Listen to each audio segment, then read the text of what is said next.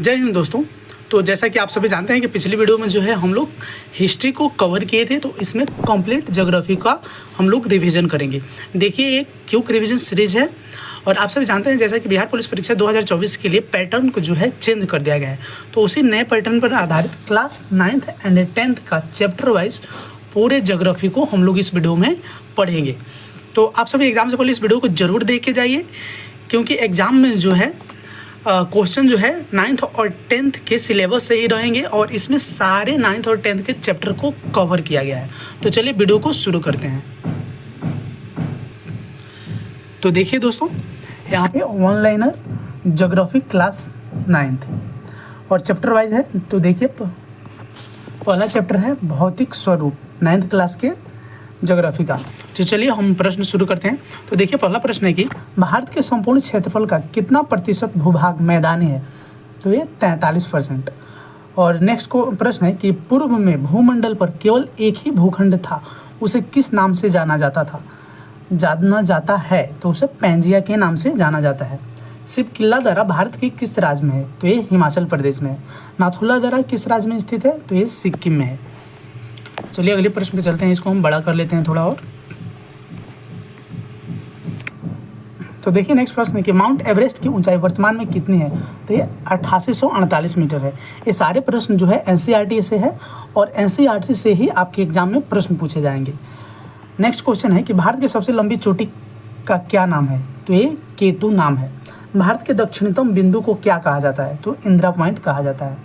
विश्व प्रसिद्ध कांगड़ा एवं कुल्लू घाटी स्थित है? तो ये मध्य हिमालय या लघु हिमालय में स्थित है। चलिए नेक्स्ट प्रश्न है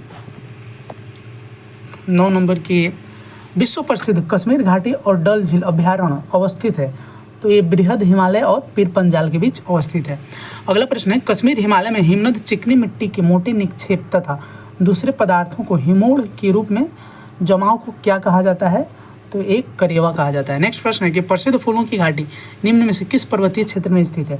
तो ये उत्तराखंड हिमालय में स्थित है फूलों की घाटी। चलिए अगला प्रश्न है कि हिमालय पर्वतीय क्षेत्र में बुग्याल शब्द किसको निरूपित करता है? तो बुग्याल शब्द जो है ऊंचाई पर स्थित घास के मैदान को निरूपित करता है। द्वार स्थलाकृतियाँ पाई जाती है? तो ये सिक्किम और दार्जिलिंग हिमालय में पाई जाती है। मोनपा, डफला, अबोर, मिसमी, नीसी और नागा हैं तो उत्तर पूर्वी भारत की जनजातियाँ है। और चलिए अगले प्रश्न पे चलते हैं। तो अगला प्रश्न है कि 15 नंबर, बराक नदी किन राज्यों की एक महत्वपूर्ण नदी है? तो मणिपुर और मिजोरम की नदी है। अगला प्रश्न है उत्तर पूर्व के किस राज्य को मोलेसिस बेसिन कहा जाता है? तो उत्तर पूर्व के मिजोरम राज्य को मोलेसिस बेसिन कहा जाता है। 17 नंबर प्रश्न है कि भारत का उत्तरी मैदान किन नदी प्रणालियों के द्वारा बना है? तो ये गंगा सिंधु एवं ब्रह्मपुत्र के द्वारा बना है। चलिए अगला प्रश्न है कि विश्व का सबसे बड़ा नदी द्वीप माजुली किस नदी पर स्थित है? तो ये ब्रह्मपुत्र पर स्थित है। अगला प्रश्न है नदी मैदान के संदर्भ में द्वाब का अर्थ क्या है? तो द्वाब का अर्थ होता है दो नदियों के बीच का भाग। चलिए अगले 20 नंबर प्रश्न पर चलते हैं। तो देखिए नेक्स्ट प्रश्न है कि पंजाब के मैदान का निर्माण किन नदियों के द्वारा होता है? तो ये सिंधु, झेलम, चेनाब, रावी, ब्यास एवं सतलज के नदियों से होता है। चलिए अगला प्रश्न है कि प्रायद्वीपीय पठार से संबंधित दक्कन ट्रैप है? तो काली मृदा से युक्त पठारी क्षेत्र। 22 नंबर प्रश्न है कौन सी पहाड़ियाँ पश्चिमी घाट के अंतर्गत शामिल है? तो अन्नामलाई, नीलगिरी तथा नल्ला मल्ला की पहाड़ी जो है पश्चिमी घाट के अंतर्गत आती है। प्रायद्वीपीय पठार की सबसे ऊंची चोटी है? तो ये प्रायद्वीपीय पठार की सबसे ऊंची चोटी अनाईमुडी है। चलिए अगले प्रश्न पे चलते हैं। अगला प्रश्न है कि पूर्वी घाटी और पश्चिमी घाटी निम्नलिखित में से किन पहाड़ियों में आपस में मिलती है? तो पूर्वी घाटी और पश्चिमी घाटी नीलगिरी की पहाड़ियों में आपस में मिलती है। अगला प्रश्न है ऊटी के नाम से किसे जाना जाता है? तो ये उधग मंडलम मतलब कि हिल स्टेशन को ऊटी के नाम से जाना जाता है। अगला प्रश्न है मेघालय के पठार को जनजातियों के आधार पर कितने भागों में बांटा गया है? तो ये 3 भागों में बांटा गया है, गारो, खासी और जयंतिया मेघालय के पठार को। और चलिए 27 नंबर प्रश्न है कि पूर्वी घाट का विस्तार है? तो ये महानदी घाटी से दक्षिणी में नीलगिरी तक इसका विस्तार है। चलिए अगला प्रश्न है कि बरखान स्थलाकृति का संबंध है? तो ये मरुस्थल से है। 29 नंबर प्रश्न है, पाक जलसंधि और मन्नार की खाड़ी किसके बीच अवस्थित है? तो ये भारत और श्रीलंका के बीच पाक जलसंधि और मन्नार की खाड़ी स्थित है। चलिए अगला प्रश्न है कि भारत का एकमात्र सक्रिय ज्वालामुखी द्वीप स्थित है? तो ये मध्य अंडमान के पूर्व में स्थित है। चलिए नेक्स्ट प्रश्न है कि 10 डिग्री चैनल किससे पृथक करता है? तो ये अंडमान को निकोबार से अलग करता है 10 डिग्री चैनल। 32 नंबर प्रश्न है कि अंडमान निकोबार द्वीप समूह में किस प्रकार के वन पाए जाते हैं? तो वहाँ पे सदाबहार वन पाए जाते हैं क्योंकि चारों तरफ पानी से घिरा हुआ है। चलिए अगला प्रश्न है कि पिट्टी द्वीप जहाँ मनुष्य का आवास नहीं है वहाँ एक पक्षी अभयारण्य है, भारत में यह किस जगह पर स्थित है? तो यह है लक्षद्वीप समूह में। चलिए नेक्स्ट चैप्टर है स्थिति एवं विस्तार, और इसका पहला प्रश्न है कि क्षेत्रफल की दृष्टि से भारत का विश्व में कौन सा स्थान है? तो ये 7वां स्थान है। चलिए अगला प्रश्न है कि भारत के अक्षांशीय एवं देशांतरीय विस्तार में लगभग कितने डिग्री का अंतर है? तो भारत के अक्षांशीय एवं देशांतरीय विस्तार में 30 डिग्री का अंतर है। अगला प्रश्न है भारत की स्थलीय सीमा रेखा तटीय सीमा रेखा से लगभग कितनी बड़ी है? तो स्थलीय सीमा जो है तटीय सीमा रेखा से दुगुनी है। नेक्स्ट प्रश्न है भारत और चीन के बीच सीमा रेखा का नाम क्या है? तो मैकमोहन लाइन। चलिए अगला प्रश्न है कि 23.5 डिग्री उत्तरी अक्षांश को क्या कहते हैं? तो इसे कर्क रेखा कहा जाता है। 23.5 डिग्री उत्तरी अक्षांश को कर्क रेखा कहा जाता है। अब चलिए 39 नंबर प्रश्न है कि भारतीय मानक समय का ग्रीनविच स्टैंडर्ड टाइम से कितने घंटे अंतर है? तो ये 5.5 घंटे का अंतर है। भारतीय मानक समय जो है ग्रीनविच स्टैंडर्ड टाइम से 5.5 घंटे आगे है। 40 नंबर देखिए क्षेत्रफल की दृष्टि से विश्व का सबसे बड़ा देश कौन है? तो ये रूस है। भारत में कुल कितने केंद्र शासित प्रदेश है? तो ये 8 हैं। अगला प्रश्न है कि भारत में अरुणाचल प्रदेश और कच्छ के बीच स्थानीय सीमा कितने घंटों का अंतर है? तो देखिए अरुणाचल प्रदेश और कच्छ के बीच मतलब कि सबसे पूर्वी राज्य और सबसे पश्चिमी राज्य के बीच स्थानीय सीमा में कितने घंटों का अंतर है? तो 2 घंटे का अंतर है। चलिए नेक्स्ट प्रश्न है कि भारत की स्थल सीमा कितने देशों को छूती है? तो 7 देशों को। बिहार का शोक किस नदी को कहा जाता है? कोसी को। ये प्रश्न कई बार एग्जाम में पूछे गए हैं, इसको एकदम याद कर लीजिए। चलिए नेक्स्ट प्रश्न है कि भारतीय संघराज्य का दक्षिणी बिंदु है? तो इंदिरा पॉइंट। अगला प्रश्न है क्षेत्रफल के आधार पर भारत का सबसे बड़ा एवं सबसे छोटा राज्य क्रमशः है? तो सबसे बड़ा राज्य भारत का क्षेत्रफल की दृष्टि से राजस्थान है और सबसे छोटा गोवा है। चलिए अगले प्रश्न पे चलते हैं। तो अगला प्रश्न है कि भारतीय राज्य या केंद्र शासित प्रदेश चीन की सीमा को स्पर्श करता है? तो मतलब कि भारत के कौन कौन से राज्य हैं चीन की सीमा को स्पर्श करते हैं? तो देखिए हिमाचल प्रदेश, उत्तराखंड, जम्मू कश्मीर एवं सिक्किम। 48 नंबर प्रश्न है कि उत्तराखंड, उत्तर प्रदेश, बिहार, पश्चिम बंगाल, सिक्किम राज्य की सीमाएं किस देश को छूती है? तो ये नेपाल को छूती है। चलिए अगला प्रश्न है कि पाक जलसंधि किन देशों के बीच अवस्थित है? तो ये भारत एवं श्रीलंका के बीच स्थित है। देखिए पाक जलसंधि से आप लोग पाकिस्तान के बीच मत समझ जाइएगा, ये भारत और श्रीलंका के बीच स्थित है। अगला प्रश्न है कि हिमालय के किस भाग को आंतरिक हिमालय के नाम से जाना जाता है? तो बृहद हिमालय या महान हिमालय को आंतरिक हिमालय के नाम से जाना जाता है। अगला चैप्टर है देखिए अपवाह स्वरूप, और इसका पहला प्रश्न है कि लद्दाख में सिंधु नदी गॉर्ज का निर्माण होता है, वह है तो गिलगिट गॉर्ज। सिंधु नदी की कुल लंबाई कितनी है? तो सिंधु नदी की कुल लंबाई 2900 किलोमीटर है। गांधी सेतु का निर्माण कब हुआ था? तो गांधी सेतु का निर्माण जो है 1982 में हुआ था, जो कि पटना में स्थित है गंगा नदी पर। चलिए अगला प्रश्न है कि लक्ष्मी सागर झील किस राज्य में स्थित है? तो लक्ष्मी सागर झील उत्तर प्रदेश में स्थित है। भारत में किस नदी का अपवाह तंत्र सबसे बड़ा है? तो ये गंगा का है। कौन सी नदी चंद्रा और भागा 2 सरिताओं के मिलने से बनती है? चंद्रा और भागा के मिलने से चेनाब नदी बनती है। चलिए अगला प्रश्न है कि भाखड़ा नागल परियोजना अवस्थित है? तो ये सतलज नदी पर स्थित है। गंगा नदी का उद्गम स्रोत है तो गंगोत्री हिमनद से जो है गंगा नदी निकलता है। अगला प्रश्न देखिए भागीरथी और अलकनंदा का संगम किस जगह पर होता है? तो ये देवप्रयाग में होता है। आप लोग इसको याद कर लीजिए, कई बार एग्जाम में पूछा जाता है कि भागीरथी और अलकनंदा नदी के संगम को क्या कहा जाता है? तो देवप्रयाग। चलिए अगला प्रश्न है कि कौन सी नदी दक्षिण में सतपुड़ा, उत्तर में विंध्याचल श्रेणियों के मध्यभ्रंश घाटी में बहती हुई संगमरमर की चट्टानों में खूबसूरत महाखड्ड बनाती है? तो ये नर्मदा नदी है।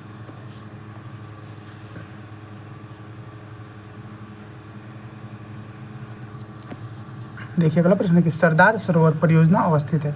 तो ये नर्मदा नदी पर स्थित है। किस नदी को दक्षिणी गंगा के नाम से जाना जाता है? दक्षिण की गंगा। तो दक्षिण की गंगा के नाम से देखिए गोदावरी को जो है जाना जाता है। अगला प्रश्न है कि अमरावती, भवानी, हेमवती तथा काबिनी किसकी सहायक नदियाँ हैं? तो ये तीनों कावेरी की सहायक नदियाँ हैं। चलिए नेक्स्ट प्रश्न है कि अपवाह क्षेत्र के घटते क्रम के अनुसार प्रायद्वीपीय नदियों का क्रम है। तो गोदावरी, कृष्णा, महानदी और कावेरी अपवाह क्षेत्र के घटते क्रम के अनुसार है।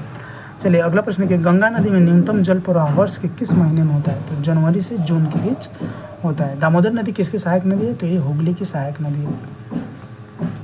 अगला प्रश्न देखिए कि भारत का कौन सा जलप्रपात जो है शरावती नदी पर स्थित है? तो जोग प्रपात जो है शरावती नदी पर स्थित है। नेक्स्ट प्रश्न कि मानव निर्मित गोविंद सागर झील का संबंध किस परियोजना से है? तो ये भाखड़ा नंगल परियोजना से है। चलिए अगला चैप्टर है जलवायु और इसके पहले प्रश्न को हम लोग देखते हैं। तो पहला प्रश्न है, एक वर्ष के दौरान हवाओं की दिशा में ऋतु के अनुसार परिवर्तन को किस रूप में जाना जाता है? तो एक वर्ष के दौरान हवाओं की दिशा में ऋतु परिवर्तन को मानसून के रूप में जाना जाता है। चलिए अगला प्रश्न है कि आंधियों को किस राज्य में आम की बौछार कहा जाता है? तो ये कर्नाटक में आम की बौछार कहा जाता है आंधियों को। नेक्स्ट प्रश्न है कि विश्व में सबसे अधिक वर्षा किस राज्य में होती है?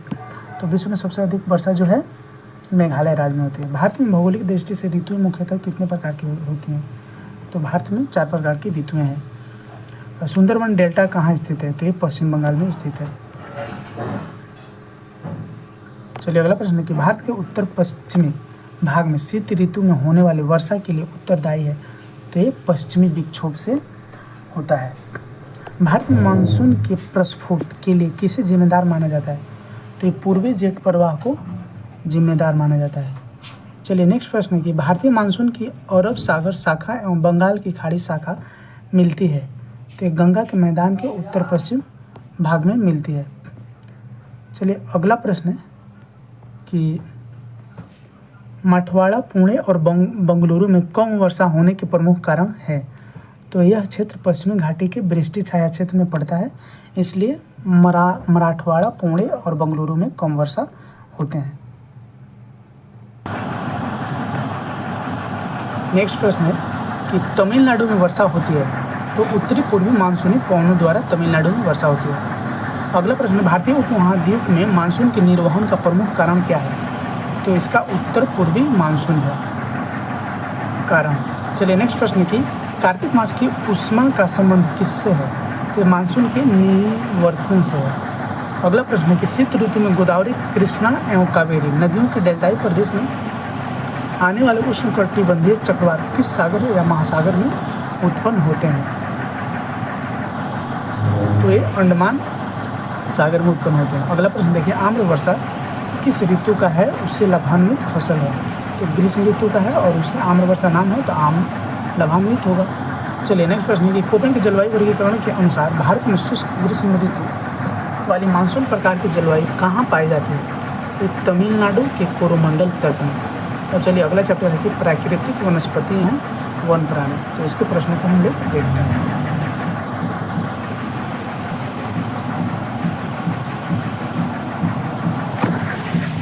तो देखिए इसका पहला प्रश्न है कि जन्म के आधार पर वनस्पति को कितने भागों में बांटा गया है? तो जन्म के आधार पर जो है वनस्पति को 2 भागों में बांटा गया है। सिनकोना की छाल का उपयोग किस रोग के लिए किया जाता है? ये मलेरिया के लिए। और चलिए अगला प्रश्न है कि कांवड़ झील बिहार के किस जिले में स्थित है? तो ये बेगूसराय में स्थित है। सिनकोना के वृक्ष के छाल से कैंसर का भी दवा बनाया जाता है। चलिए नेक्स्ट प्रश्न है कि वह वनस्पति जो अपने आप पैदा होती है और लंबे समय तक बिना किसी मानवीय हस्तक्षेप के उगती है, इस प्रकार की वनस्पति को कहते हैं? तो अक्षत वनस्पति कहा जाता है, जो अपने से उगता है और बढ़ता है। चलिए नेक्स्ट प्रश्न है कि भारत में सर्वाधिक क्षेत्र पर किस प्रकार के वनों का विस्तार है? तो उष्णकटिबंधीय पर्णपाती वन का। अगला प्रश्न है चंदन, आंवला, महुआ, सागौन, बांस आदि प्रजातियों के वृक्ष किस प्रकार के वनों में पाए जाते हैं? तो ये शुष्क पर्णपाती वन में पाए जाते हैं।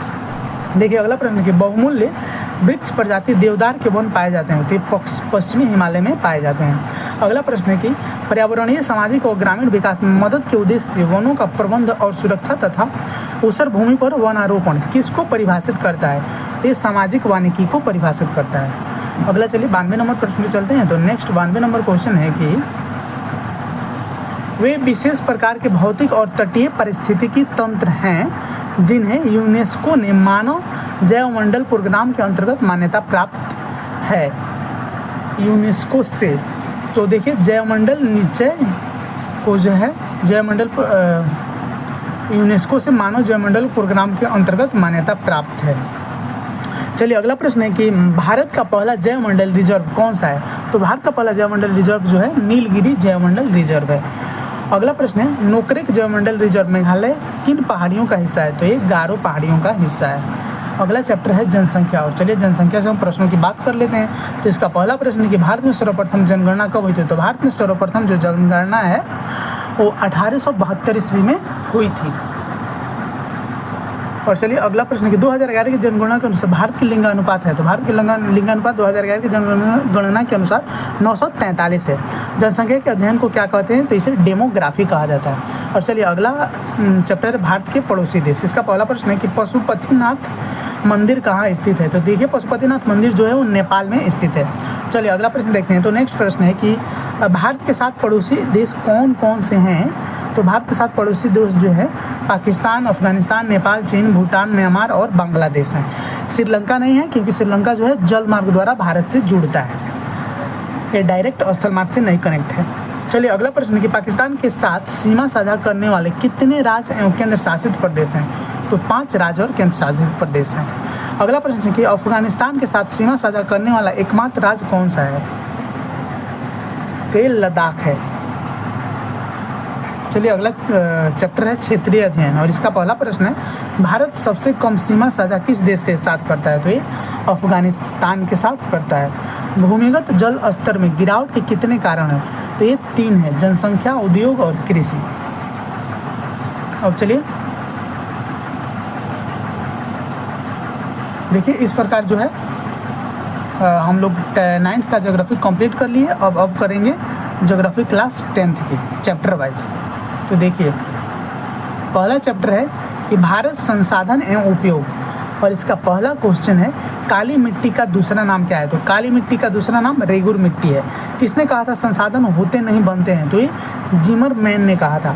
उत्पत्ति के आधार पर संसाधन कितने प्रकार के होते हैं? तो ये 2 प्रकार के होते हैं। उपयोगिता के आधार पर संसाधन कितने प्रकार के होते हैं? तो उपयोगिता के आधार पर 3 प्रकार के होते हैं। स्वामित्व के आधार पर संसाधन कितने के प्रकार के होते हैं? तो स्वामित्व के आधार पर 4 प्रकार के होते हैं। विकास की स्थिति के आधार पर संसाधन कितने प्रकार के होते हैं? तो विकास की स्थिति के आधार पर भी 4 प्रकार के होते हैं। अब चलिए चलते हैं अब नेक्स्ट प्रश्न पे। तो देखिए नेक्स्ट प्रश्न है कि सौर ऊर्जा किस प्रकार का संसाधन है? तो नवीकरणीय, मतलब कि ऐसे संसाधन जिन्हें फिर से हम प्राप्त कर सकते हैं उसे नवीकरणीय संसाधन कहते हैं। तो सौर ऊर्जा एक प्रकार का नवीकरणीय संसाधन है। और अगला प्रश्न देखिए कि डाकों की अर्थव्यवस्था का संबंध है। तो इस संसाधन के दोहन से है।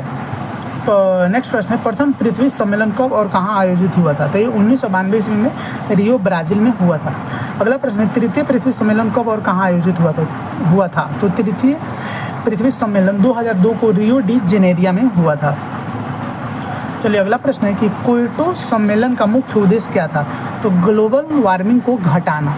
ग्लोबल वार्मिंग से संबंधित है से संबंध है क्योटो सम्मेलन का। चलिए अगला प्रश्न है कि ग्लोबल वार्मिंग का घटक कौन सा नहीं है?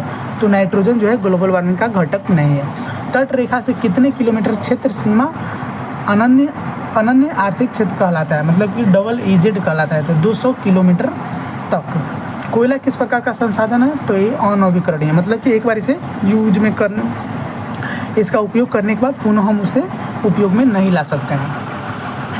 चलिए अगला प्रश्न कि द्वितीय पृथ्वी सम्मेलन कब और कहाँ हुई थी? तो द्वितीय पृथ्वी सम्मेलन जो है 2012 को जोहान्सबर्ग में हुआ था। और जोहान्सबर्ग कहाँ है? तो ये दक्षिण अफ्रीका में है। चलिए अगला प्रश्न देखते हैं। अगला प्रश्न है कि क्योटो सम्मेलन का मुख्य उद्देश्य क्या था? तो क्योटो सम्मेलन का मुख्य उद्देश्य वाणिज्यिक से था। विश्व पर्यावरण दिवस कब मनाया जाता है? तो 5 जून को। आप सब जानते होंगे। हमारे पास पेट भरने के लिए बहुत कुछ है लेकिन पेट भरने के लिए नहीं है, यह कथन है किसका? तो महात्मा गांधी का। सॉरी, पेट भरने के लिए बहुत कुछ है बट पेटी भरने के लिए नहीं है, तो ये कथन महात्मा गांधी जी का है। नर्मदा बचाओ अभियान का नेतृत्व कौन कर रहे थे? तो ये मेधा पाटेकर कर रहे थे। चिपको आंदोलन के प्रणेता कौन थे? तो सुंदरलाल बहुगुणा थे। चलिए अगला प्रश्न है कि समुद्री सीमा क्षेत्र से राजनीतिक सीमा के अंदर कितने किलोमीटर तक राष्ट्रीय आपदा निहित है? तो 200 किलोमीटर। चलिए अगला प्रश्न है कि मनुष्य वनस्पति जात एवं प्राणी जात किस प्रकार के संसाधन है? तो ये जैव संसाधन है। एजेंडा 21 घोषणा का संबंध किस सम्मेलन से है? तो इसका संबंध जो है पृथ्वी शिखर वार्ता सम्मेलन से है।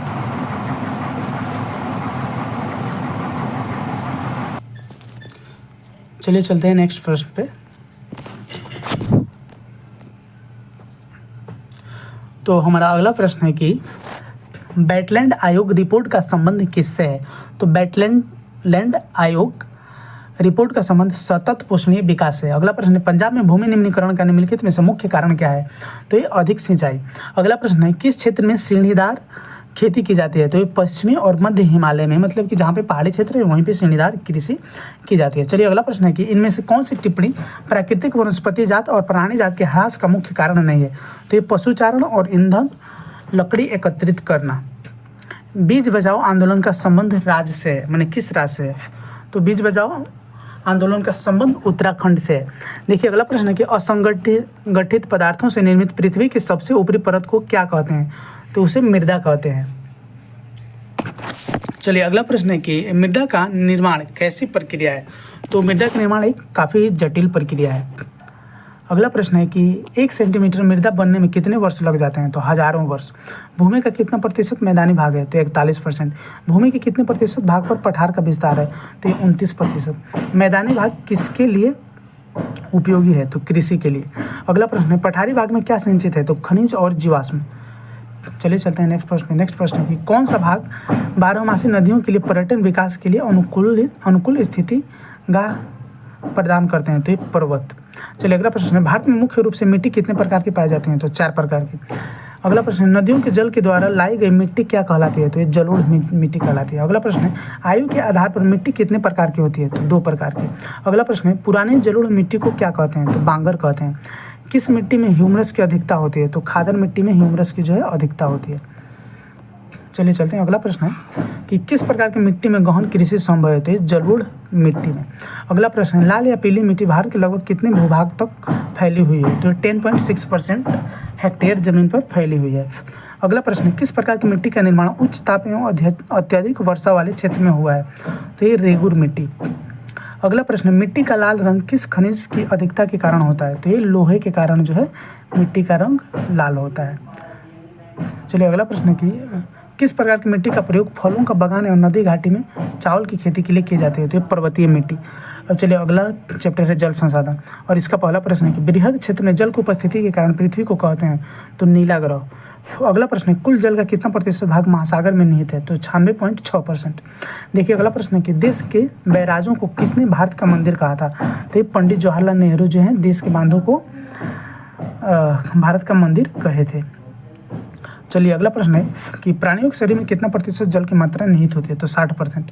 अगला प्रश्न है बिहार की सबसे प्राचीन नदी घाटी परियोजना कौन सी है? तो ये सोन नदी घाटी परियोजना। अगला प्रश्न है इंदिरा गांधी नहर परियोजना किस राज्य में है? तो ये राजस्थान में है। अगला प्रश्न है भूमिगत जल का कितना प्रतिशत भाग वर्षा जल का संचय करता है? तो 22%। अगला प्रश्न है राष्ट्रीय जल नीति को कब स्वीकृति मिली? तो ये सितंबर 1987 ईस्वी में राष्ट्रीय जल नीति को स्वीकृति मिली। अगला प्रश्न है कि भारत में कुल विद्युत का कितना भाग जल विद्युत से प्राप्त होता है? तो 22%। सरदार सरोवर बांध किस नदी पर है? तो ये नर्मदा नदी पर। अगला है किस नदी की जल भंडारण क्षमता सर्वाधिक है? तो गंगा की। भारत का सबसे ऊंचा गुरुत्वाकर्षण बांध है? तो श्री सैलम बांध। अगला प्रश्न है विश्व का कितना प्रतिशत जल स्वच्छ है? तो 2.5% जल ही मात्र स्वच्छ है, मतलब पीने योग्य है। चलिए अगला प्रश्न है कि पृथ्वी की सतह का कितना प्रतिशत भाग जल से ढका है? तो 3/4। पूरे विश्व के कुल जल या आयतन का कितना प्रतिशत मृदु जल है? तो 2.5%। भूमिगत स्वच्छ जल के रूप में कितना उपलब्ध है?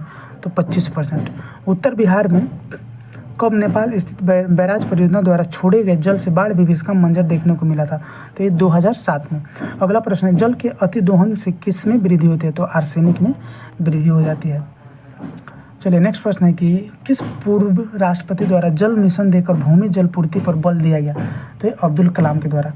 सलाल प्रोजेक्ट का संबंध किस नदी से है? तो ये चेनाब नदी से है। अगला प्रश्न है वर्षा जल के जल संग्रहण के तरीके खड़ी, मित्रा और जोहाड़ भारत के किस राज्य में स्थित है? तो ये राजस्थान में। चलिए अगला चैप्टर है वन एवं वन प्राणी संसाधन और इसका पहला प्रश्न है कि भारत में 2021 में कितने प्रतिशत भौगोलिक क्षेत्र में वन का विस्तार था? तो 24.62% पर। चलिए चलते हैं नेक्स्ट प्रश्न पे। नेक्स्ट प्रश्न है कि अपने कुल भौगोलिक क्षेत्र के प्रतिशत के रूप में वन आवरण के मामले में शीर्ष राज्य है? तो मिजोरम। देखिए प्रतिशत के आधार पर कहा जा रहा है, तो प्रतिशत के आधार पर मिजोरम है। बिहार में कितने प्रतिशत भौगोलिक क्षेत्र में वन का फैलाव है? तो 7.1%। पूर्वोत्तर राज्यों के 188 आदिवासी जिलों में देश के कुल क्षेत्र का कितना प्रतिशत वन है? तो 60.11%। किस राज्य में वन का सबसे अधिक विस्तार है? तो देखिए मध्य प्रदेश। जब पूछेगा कि किस राज्य में वन का सबसे अधिक विस्तार है तो मध्य प्रदेश में, और वहीं जब क्षेत्रफल के आधार पर पूछ देगा कि भौगोलिक क्षेत्रफल के प्रतिशत के आधार पर वन आवरण कहाँ सबसे अधिक है? तो मिजोरम में। चलिए अगला प्रश्न कि जल संरक्षण एवं प्रबंधन की दृष्टि से वनों को वर्गीकृत किया गया है तो 3 वर्गों में। अगला प्रश्न है कि 1951 से 1980 तक लगभग कितना वर्ग किलोमीटर वन क्षेत्र कृषि भूमि में परिवर्तित हुआ है? तो 26,200 वर्ग किलोमीटर। भारत का राष्ट्रीय पक्षी है तो मयूर। कौन सा जीव केवल भारत में पाया जाता है? घड़ियाल। घड़ियाल जो है केवल भारत में ही पाया जाता है।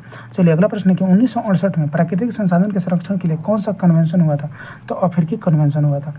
एनजीओ की रिपोर्ट के अनुसार 1948 में विश्व में कितने हेक्टेयर भूमि पर वन का विस्तार था? तो ये 4 अरब हेक्टेयर भूमि पर था।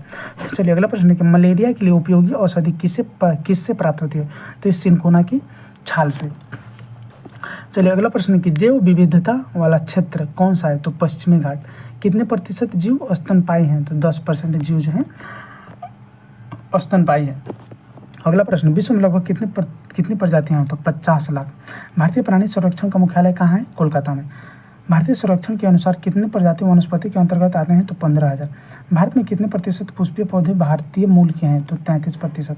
जैवमंडल आरक्षित क्षेत्र की स्थापना किसके द्वारा की गई है? तो ये यूनेस्को के द्वारा जैवमंडल आरक्षित क्षेत्र की स्थापना की गई है। आयुर्वेद के जनक कौन है? तो आयुर्वेद के जनक धन्वंतरी हैं, धन्वंतरी। चलिए अगला चैप्टर है खनिज संसाधन। देखिए 88 नंबर प्रश्न, भारत में लगभग कितने प्रकार के खनिज पाए जाते हैं? तो 100 प्रकार के खनिज भारत में पाए जाते हैं। कौन लौह युक्त खनिज का उदाहरण है? तो मैंगनीज। निम्नलिखित में से कौन अधात्विक खनिज का उदाहरण है? तो अभ्रक।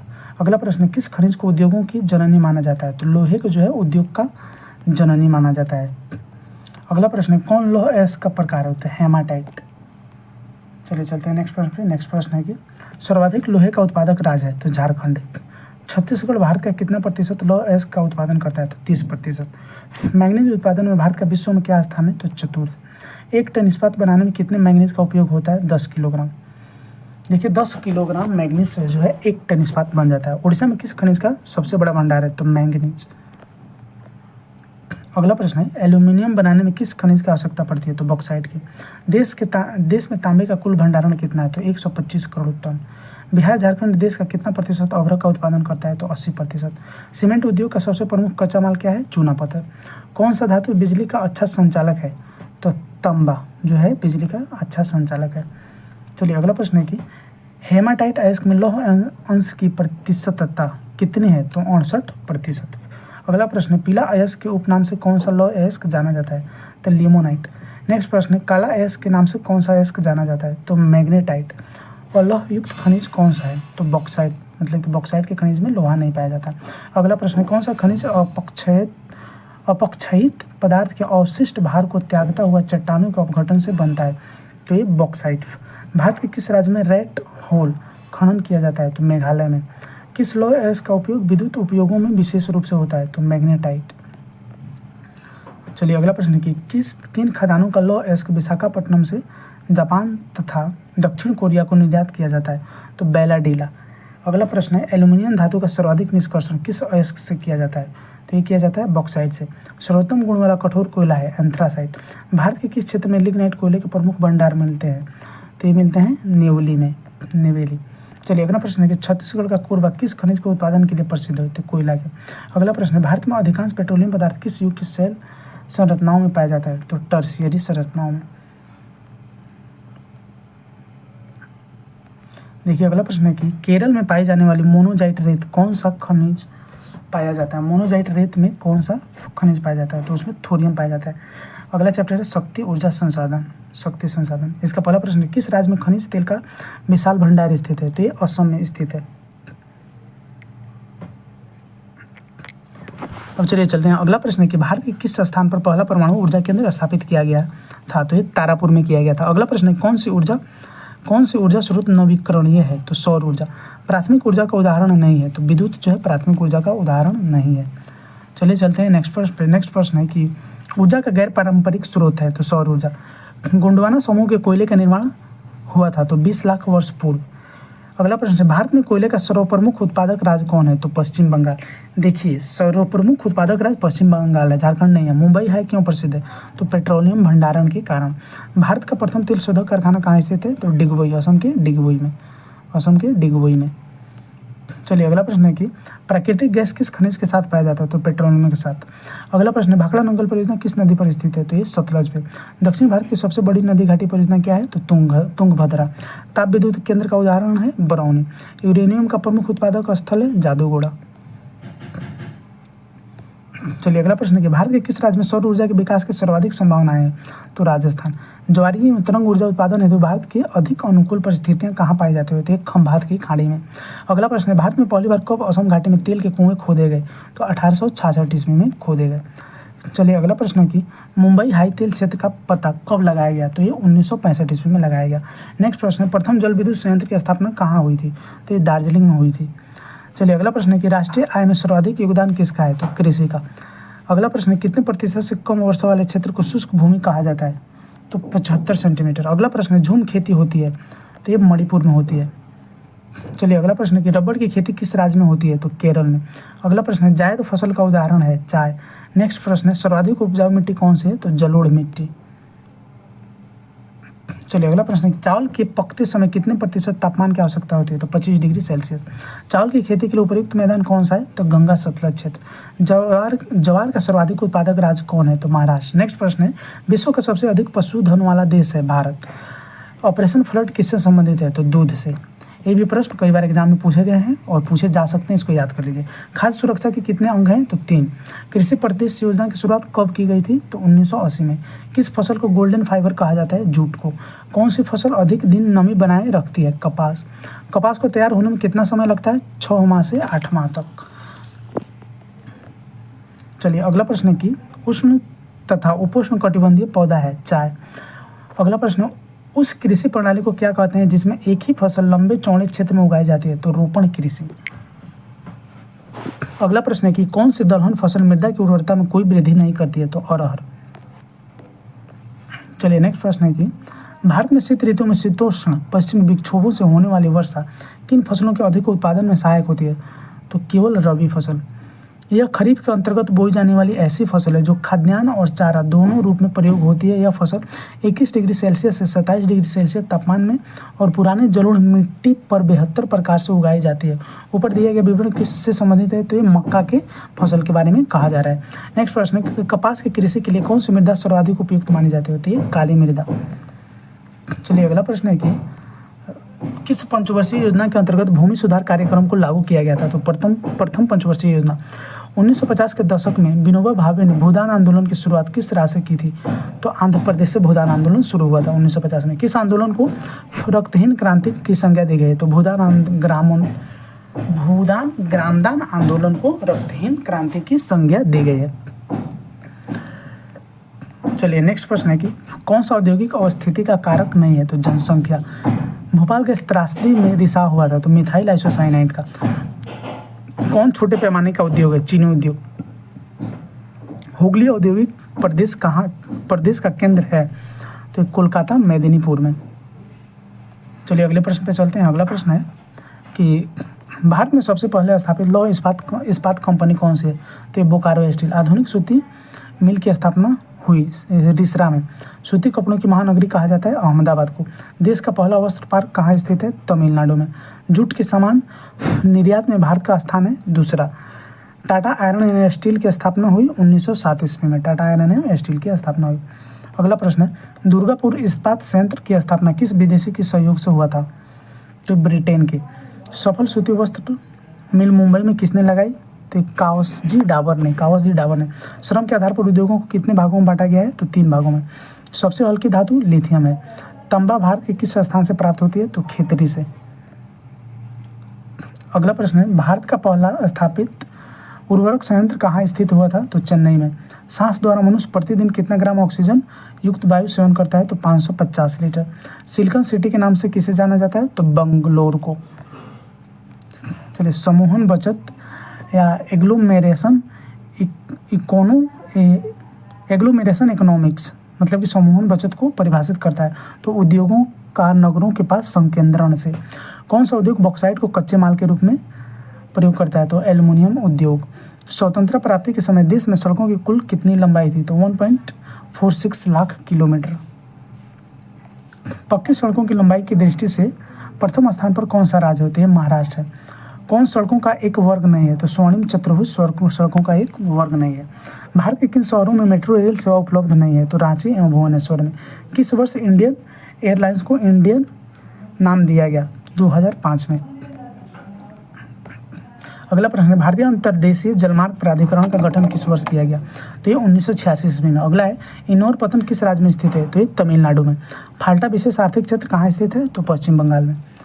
चलिए नेक्स्ट प्रश्न पे चलते हैं। अगला प्रश्न है कि देश का पहला अंतर्राष्ट्रीय स्तर का राजमार्ग है? तो मुंबई से पुणे, मुंबई पुणे राज्य पहला अंतर्राष्ट्रीय स्तर का राजमार्ग है। सीमा सड़क संगठन की स्थापना हुई थी, मतलब कि BRO, बॉर्डर रोड ऑर्गेनाइजेशन के 1960 ईस्वी में। पहली बार मुंबई से ठाणे के बीच रेल कब चली? 1853 ईस्वी में। रेल यात्री बीमा योजना कब शुरू हुई थी? तो मार्च 2016 में। देश में वायु परिवहन की सेवा कब प्रारंभ हुई? 1911 में। ऑल इंडिया रेडियो कब नाम रखा गया? तो ये 1936 में। अगला प्रश्न है, सांता क्रूज विशेष आर्थिक क्षेत्र कहाँ स्थित है? तो ये महाराष्ट्र में। भारतीय डाक विभाग की स्थापना कब हुई? 1854 में। स्वर्णिम चतुर्भुज महाराजमार्ग भारत के किन शहरों को आपस में जोड़ता है? तो ये दिल्ली, कोलकाता, चेन्नई और मुंबई, 4 बड़े राज्यों को स्वर्णिम चतुर्भुज जोड़ता है। अगला प्रश्न है, कौन सा राज्य हजीरा विजयपुर जगदीशपुर पाइपलाइन से नहीं जुड़ा है? तो ये महाराष्ट्र नहीं जुड़ा है। चलिए नेक्स्ट प्रश्न है कि कोसी नदी घाटी परियोजना का आरंभ कब हुआ? तो 1954 में। गंडक नदी परियोजना का निर्माण किस स्थान पर हुआ? तो वाल्मीकि नगर में, जो कि बिहार में है, बिहार के पश्चिमी चंपारण में। नहरों द्वारा सर्वाधिक सिंचाई किस जिले में होती है? तो पश्चिमी चंपारण में। देखिए पश्चिमी चंपारण में, बिहार के पश्चिमी चंपारण में नहरों द्वारा सर्वाधिक सिंचाई होती है। कुशेश्वर स्थान किस जिले में स्थित है? तो ये दरभंगा में। कांवर झील स्थित है बेगूसराय में। देखिए कांवर झील बेगूसराय में। संजय गांधी जैविक उद्यान किस नगर में स्थित है? तो पटना में, पटना के चिड़ियाघर का नाम है। बिहार की कितना प्रतिशत आबादी कृषि पर निर्भर है? तो 80%। गंडक परियोजना एक संयुक्त परियोजना है भारत और नेपाल की। बिहार के वनों को कितने भागों में बांटा गया है? 2। बागमती परियोजना बिहार के किस जिला में है? तो ये सीतामढ़ी में है, बिहार के सीतामढ़ी में है। चलिए अगला प्रश्न है कि बिहार का एकमात्र मुख्य पर्व है छठ। पूर्व कोसी नहर की कुल लंबाई कितनी है? तो 44 किलोमीटर। सिंचाई के लिए प्रमुख साधन है तो नलकूप। त्रिवेणी नहर का निर्माण कब हुआ? 1979 ईस्वी में। उत्तरी गंगा के मैदान से हिमालय निकलने का कारण क्या है? तो सतत वाहिनी। धरातलीय जल का उदाहरण है नदियाँ। अगला प्रश्न है कि खरीफ फसल की बुआई किस माह में की जाती है? तो ये जुलाई में की जाती है। चलिए चलते हैं अगले प्रश्न पे। नेक्स्ट प्रश्न है कि रबी फसल की बुआई किस माह में की जाती है? तो रबी की बुआई अक्टूबर में की जाती है, आप सभी जानते होंगे। पाइराइट खनिज है तो अधात्विक। कलगांव तापीय विद्युत परियोजना किस जिला में स्थित होती है? भागलपुर में स्थित है। अगला प्रश्न है कि कांटी तापीय विद्युत परियोजना किस जिले में स्थित है? तो ये मुजफ्फरपुर में है। चंपारण से जो लोग आते होंगे वो देखे होंगे। अगला प्रश्न है कि बिहार में BHPC द्वारा वृहद परियोजनाओं की संख्या कितनी है? तो 13। बिहार में कार्यरत जल विद्युत परियोजनाओं की कुल विद्युत उत्पादन क्षमता कितनी है? तो 54.30 मेगावाट। किस धातु खनिज को ब्लैक लीड या प्लम्बैगो के नाम से भी जाना जाता है? तो ये ग्रेफाइट को। अगला प्रश्न है कि बिहार के प्रमुख तापीय विद्युत केंद्र कौन है? तो बरौनी है। नवीनगर तापीय विद्युत परियोजना कहाँ स्थित है? तो ये औरंगाबाद में। अगला प्रश्न है कि Kahalgaon super thermal power plant की स्थापना कब की गई? तो 1979 ईस्वी में। गैर परंपरागत ऊर्जा स्रोत के उदाहरण है तो सौर ऊर्जा। राजेंद्र सेतु का निर्माण कब किया गया? 1959 ईस्वी में। परंपरागत ऊर्जा के उदाहरण है बिजली। पूर्व मध्य रेल का मुख्यालय कहाँ है? तो हाजीपुर में। अगला प्रश्न है कि पटना हवाई अड्डा का नाम क्या है? जयप्रकाश नारायण हवाई अड्डा। ग्रैंड ट्रंक रोड की लंबाई कितनी है? 2400 किलोमीटर। रेलवे चक्का निर्माण उद्योग कहाँ है? दरियापुर में। डीजल इंजन का कार्य कहाँ होता है? तो जमालपुर में, बिहार के। चलिए अगला प्रश्न है कि एशिया के प्रथम वर्कशॉप जमालपुर वर्कशॉप की स्थापना कब हुई? तो 1862 ईस्वी में। एशिया के प्रथम वर्कशॉप है।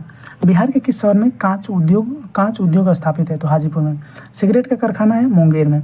रेल वर्कशॉप कहाँ स्थित है? जमालपुर में। खाद्य कारखाना है बरौनी में। चलिए अगला प्रश्न है कि किस नगर में कालीन तैयार होता है? तो ओबरा में कालीन तैयार होता है। आप सभी जानते होंगे कि मिर्जापुर जो है वेब सीरीज पूरे कालीन पे ही बना हुआ है।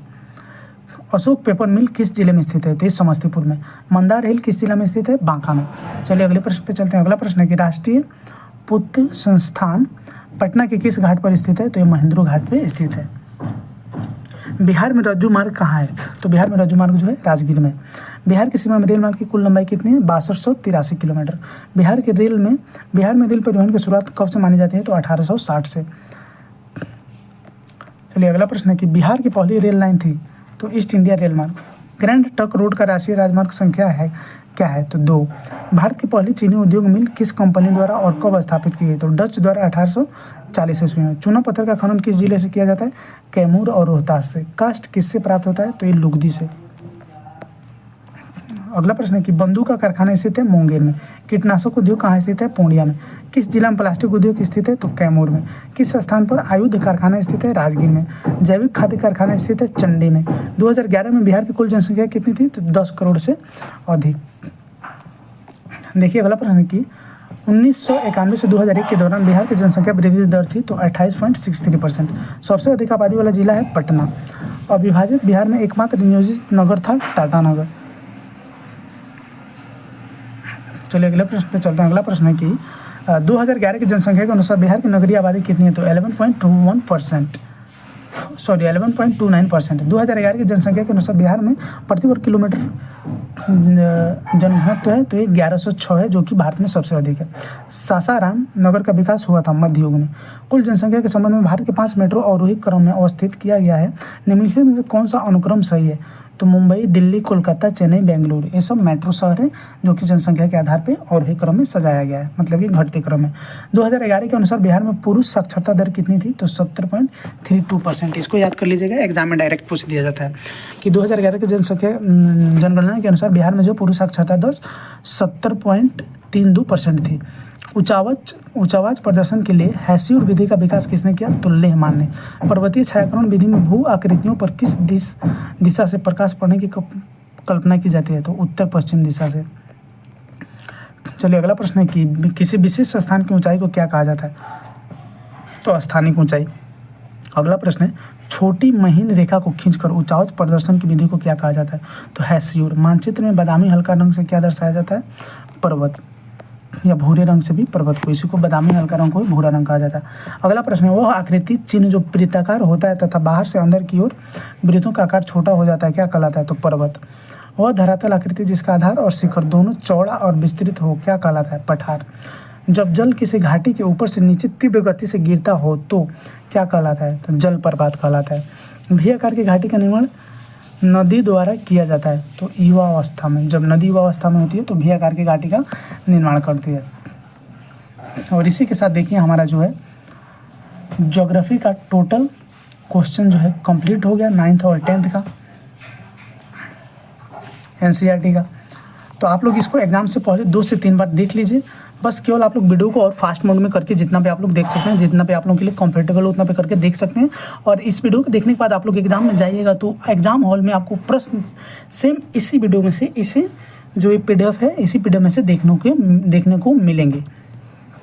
तो चलिए थैंक्स फॉर वॉचिंग। अगर वीडियो अच्छी लगी तो प्लीज़ वीडियो को लाइक कर दीजिए और चैनल पर नए हो तो चैनल को भी सब्सक्राइब कर दीजिए। और अब अगली वीडियो में हम इकोनॉमिक्स, पॉलिटी और साइंस को कवर करेंगे।